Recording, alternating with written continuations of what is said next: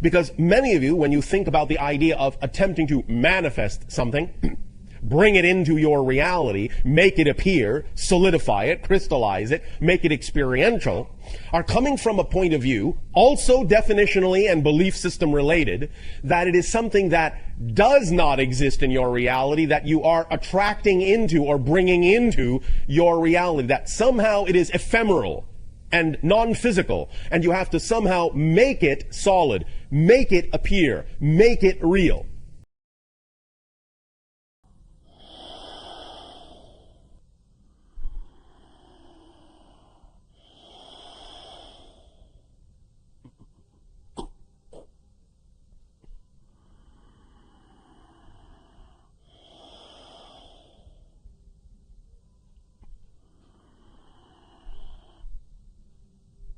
Oh, let's say good day to you this day of your time. How are you all? All right. First of all, once again, we thank each and every one of you for your participation in the co-creation of this interaction and allowing this transmission to occur. This day of your time, this transmission is part 2, as you call it, of a 3-part transmission. Last night of your time, in your time, moments ago to us, we spoke about the idea of 15 minutes and counting, wherein we described the idea of the plasticity of the neurological net of the brain, and how every thought, every idea, every feeling, every belief, every definition changes, literally changes the pathways, the neurological pathways of the brain, and how, in what we are about to transmit, the information therein can allow you more efficacy in taking those changes and forming those changes along certain vibrational lines to instill certain pathways that will become more superconductive and hyperconductive, to allow you to become a more refined antenna, to allow the brain to become a more refined receiver of the downloads from the higher mind, so that the physical mind, in having that brain rewired into a more receptive, more clearly receptive antenna, then the physical mind can take what it perceives as more representative of the vibration of the download from the higher mind, and you can be more in accord, more in alignment, more in agreement with the idea of the guidance of the higher mind. In understanding that it takes about 15 of your minutes from the beginning of the rewiring, for that rewiring in the brain to go from a plastic state to once again a crystallized state and hardwire itself with the new information.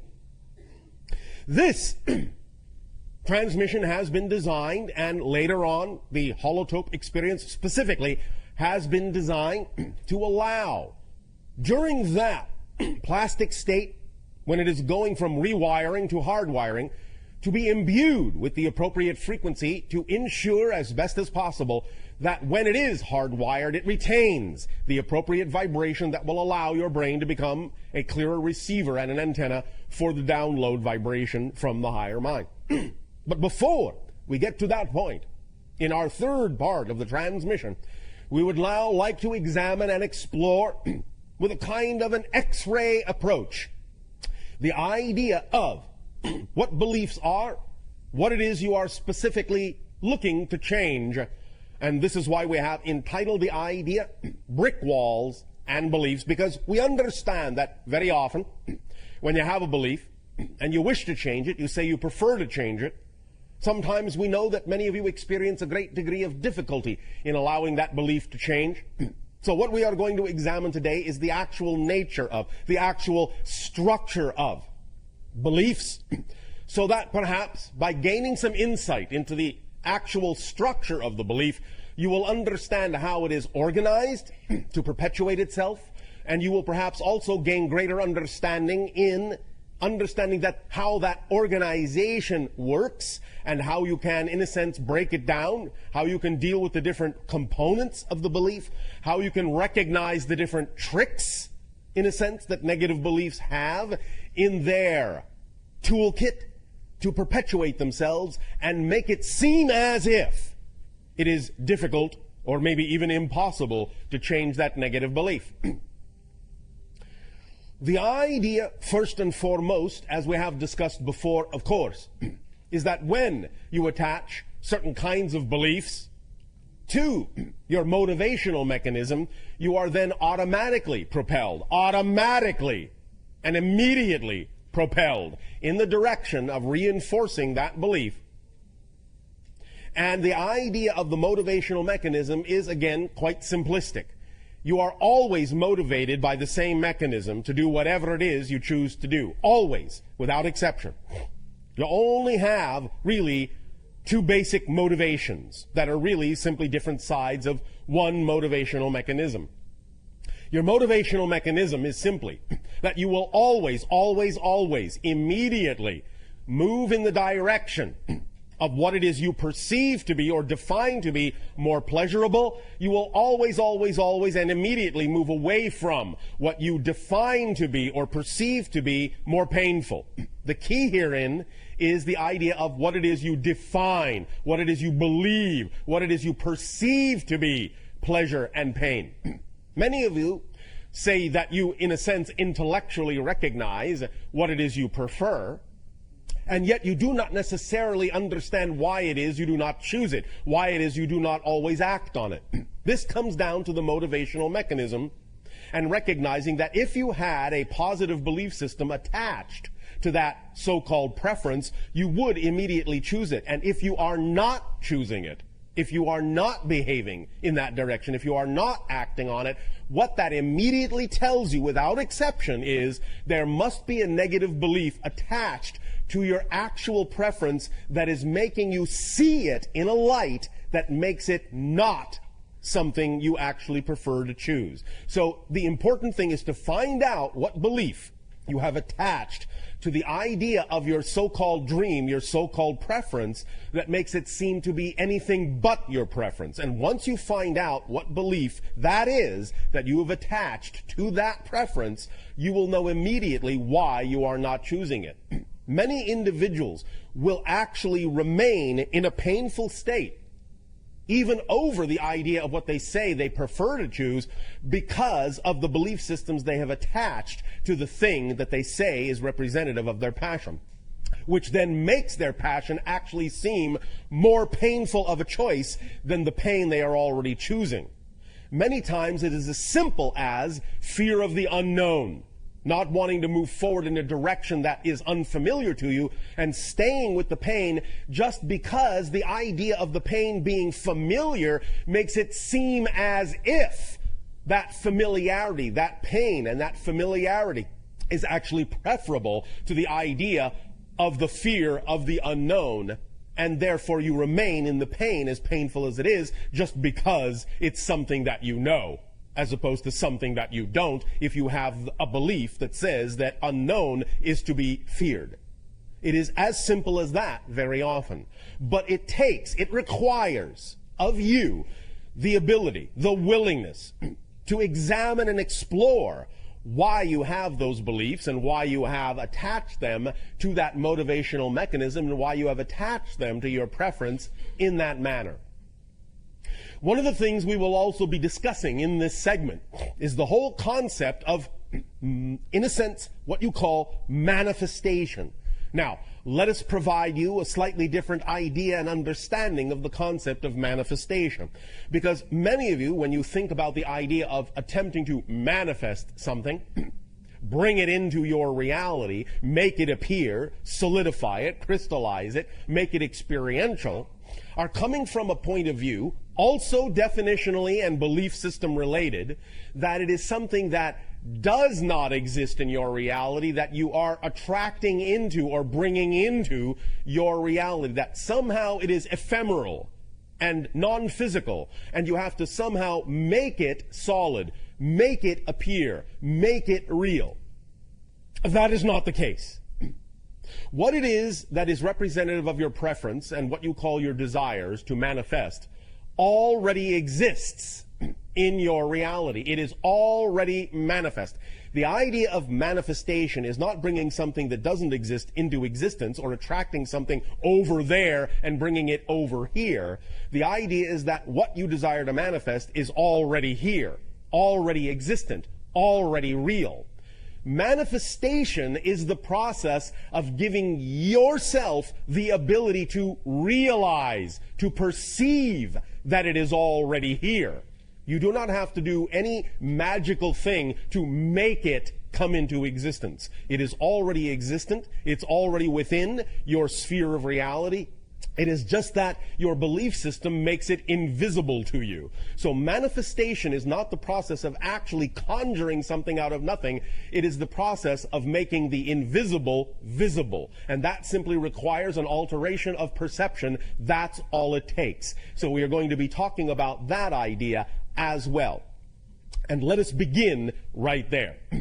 The idea of one of the mechanisms of manifestation that allows the invisible to become visible is something that uses the power of paradox very strongly. We often talk about the idea of paradox as the recognition that you are in a very powerful place, right in the center of your power. Because what to you may seem paradoxical, what to you may seem contradictory, two opposing ideas that cannot necessarily seem to coexist, but do coexist, tells you right then and there that there must be a middle ground from which they both come. And that middle ground, that balance point, is your place of power from which you have generated the apparently paradoxical and apparently contradictory concepts. But because you can perceive them both, it tells you that just the perception of those things alone tells you that you are actually in the center of those things, that they come from the center of your being,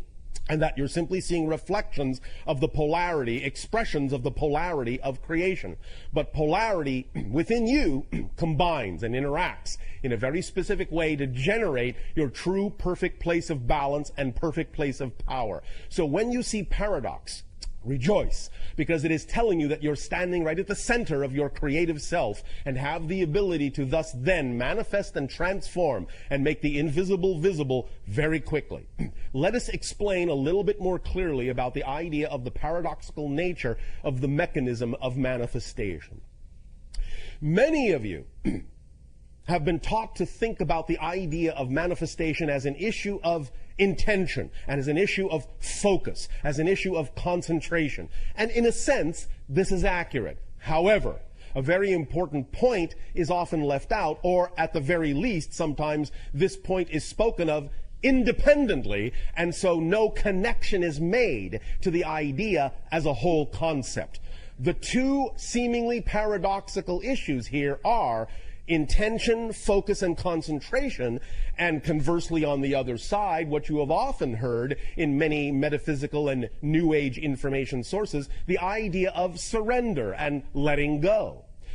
These two things are not diametrically opposed. They are not mutually exclusive. They work together in a whole mechanism.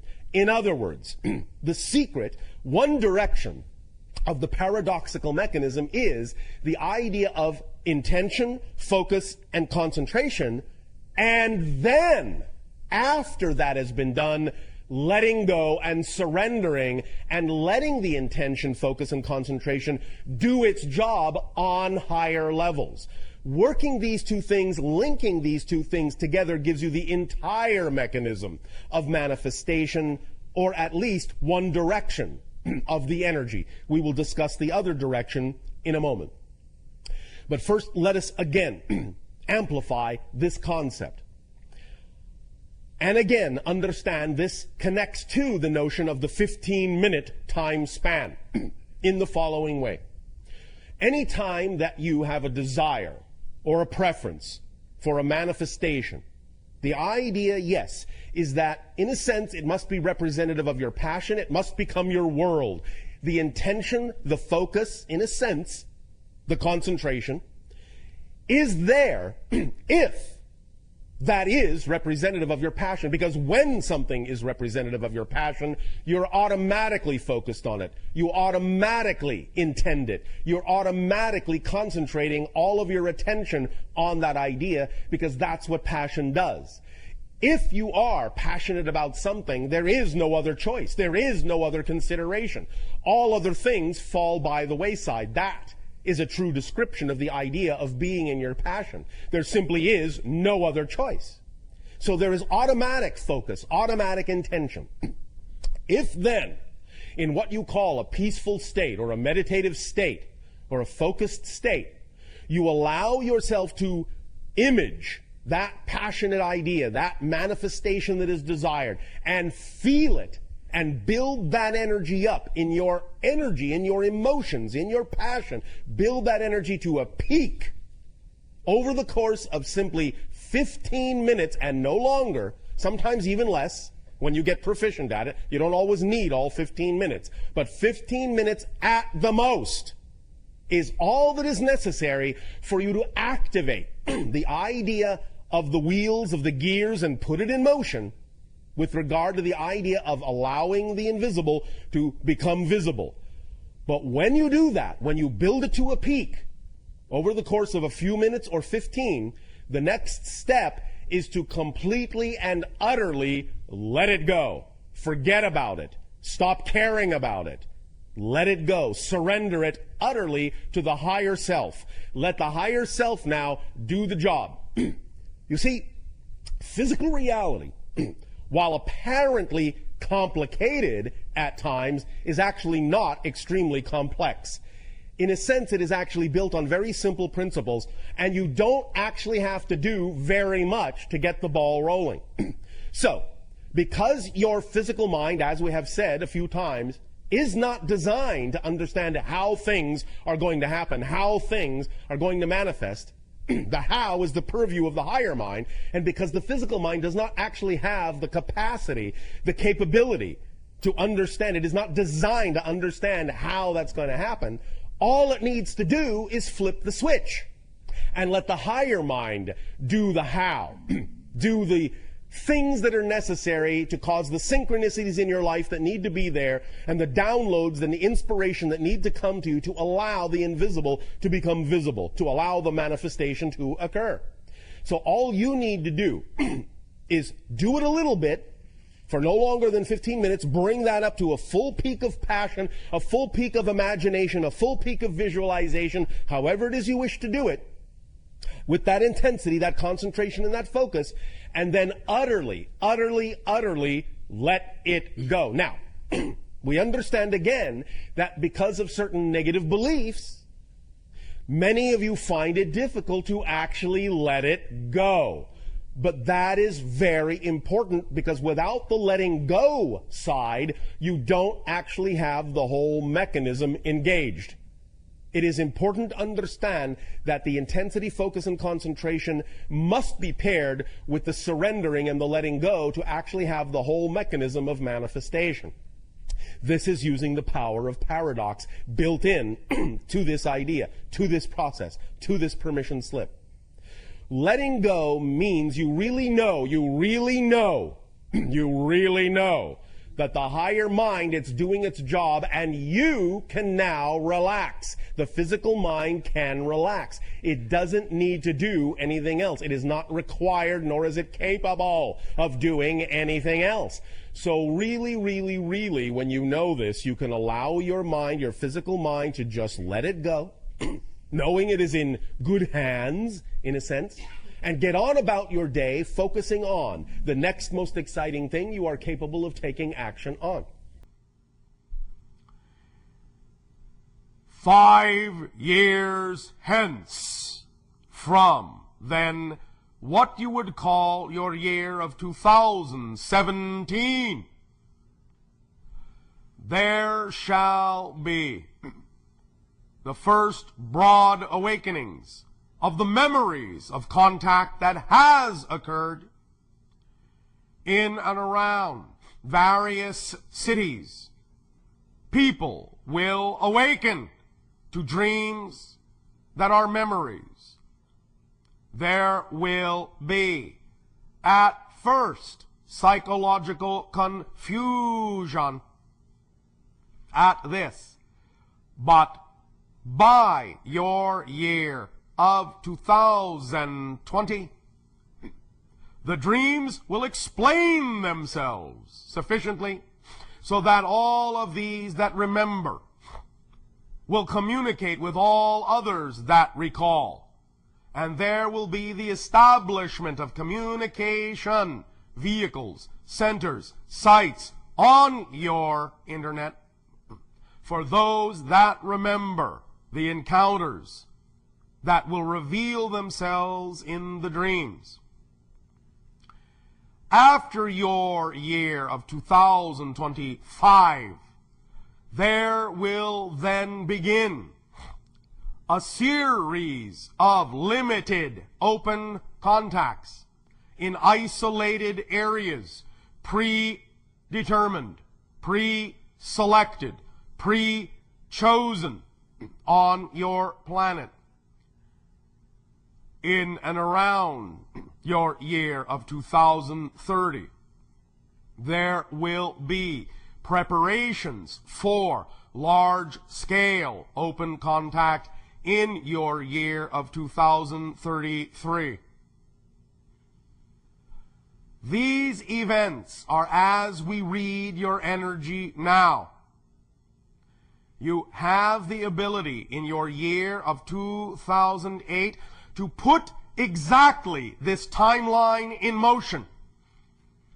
You also have the ability to extend this timeline depending on what you do in your year of 2008. It is in your hands now more than ever before. Begin open dialogue. Begin requests of open discussion of what your government knows of extraterrestrial existence. Strongest opportunities that exist in 2008 for the change of your American government. Infuse that change with recognition not only of what must accelerate to aid and assist the environment of your world, but simultaneously with the idea of contact with higher, different, other intelligence. Begin in whatever way is representative of your passion, these dialogues, this infusion, these ideas. Use your imagination. Come from the knowing you. Do not be afraid of the dream. Do not be afraid of the dream. Do not be afraid of the dream. The dream is what will awaken you. That is the paradox. Dare to have the dream that will awaken you. Know yourself. And as you know yourself and give off more of the frequency of your true essential nature, the Shaoliniah shall recognize you by that sign and shall gravitate toward those they must meet when the time comes, when the reunion happens. This is simply our opportunity to share these ideas with you, to share this possibility of unfoldment with you.